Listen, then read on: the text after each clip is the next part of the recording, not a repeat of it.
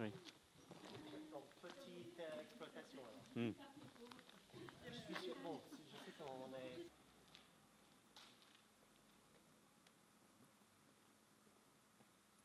C'est bon comme ça?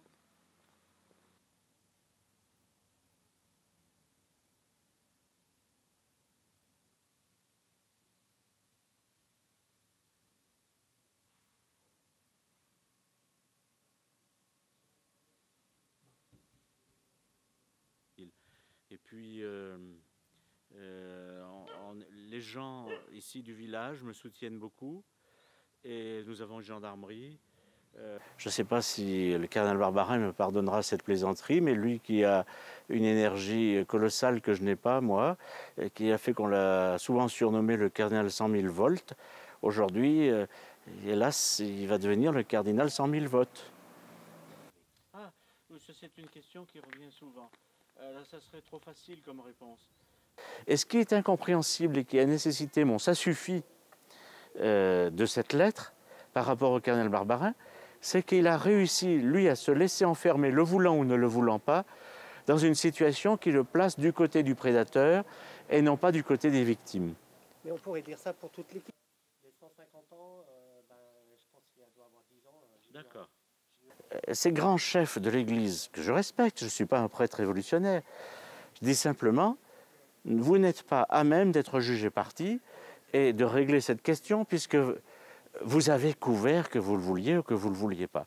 Et la culture de la couverture, le mot n'est pas de moi, il est du pape François, la culture de la couverture, c'est ça qu'il s'agit de défaire à la racine. Votre clarté, votre langage, grâce à vous, j'ai envie de retourner à l'église, j'irai en pensant aux victimes.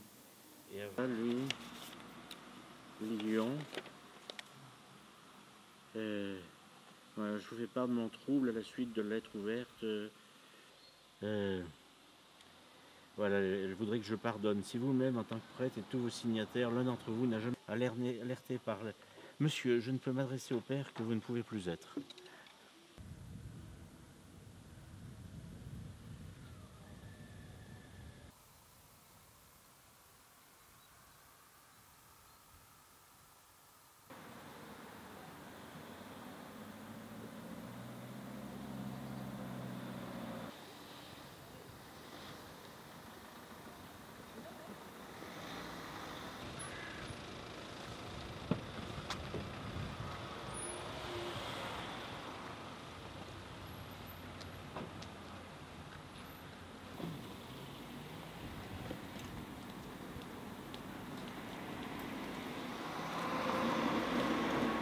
Pour répondre à la question, je ne savais pas du tout à quoi m'attendre. Est-ce qu'on allait attendre 5000 signatures? C'est délicat ce genre de truc parce que si vous récoltez 5000 signatures, vous avez l'air idiot un peu.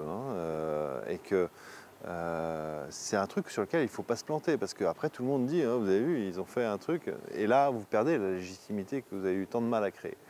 Fidèle aussi, des ultras. Et voilà, c'est comme... Ouais. Et puis après d'être rencontré Pierre et d'écouter tout ça. Ça crée une profonde remise en question, je crois, dans le clergé français. Ça crée un débat de fond. Pour la première fois, il y a un prêtre qui prend la parole et donc ça ouvre le débat. Ça fait un débat passionné, mais voilà, pour la première fois, les clercs se posent la question de dire « et moi, quelle est ma position? Comment je positionne ça ?»